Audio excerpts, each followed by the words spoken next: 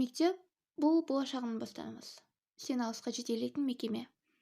Кеше ғана 11 сынып оқушылары алғаш мектепке келген біздің қолымыздан ұстап сыйлықтарын беріп жатыр еді. Бүгін міне 10 сынып оқушымыз. Қоңырау, бақылау жұмысы, сабақ, емтихандар деп жүргенімізде 10 жылдың қалайынан өтіп кеткенін байқамай да қалыппыз. Мектеп бітіруге жақындаған сайын болашақ мамандығымызды таңдау керектігін түсіне бастадым. Мамандық қарапайым өмір сүру көзі болып табылатын, жауапкершілікті қажет ететін еңбек қызметінің бір түрі. Адам екі нәрседен қателеспеу керек деп жатады ғой. Соның бірі мамандық таңдау. Бұлай айтылатынның себебі мамандық бұл сенің болашағыңның баспалдағы.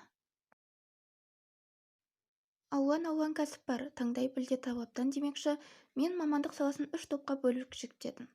Бірінші сала әрине педагогика саласы, екінші медицина, үшінші ақпараттық технология салалары. Менің ең алдымен ойланған салам бұл ұстаз саласы, яғни педагогика. Әрбір көзі ашық адам сауатын ашу үшін ең алдымен ұстазға барады, ал ұстаздың міндеті ештеңеден хабары жоқ шәкіртті тұлғаға айналдыру. 1000 ғасыр өтсе де ұстаз деген ұғым өлген жоқ. Дәрігер мамандығы ол өте асыл және жауапты мамандық. Өйткені адамның денсаулығы, адамның өмірі тек саған байланысты. Бұл үшін жақсы білім алу керек. Осылайша сен керемет дәрігер бола аласың.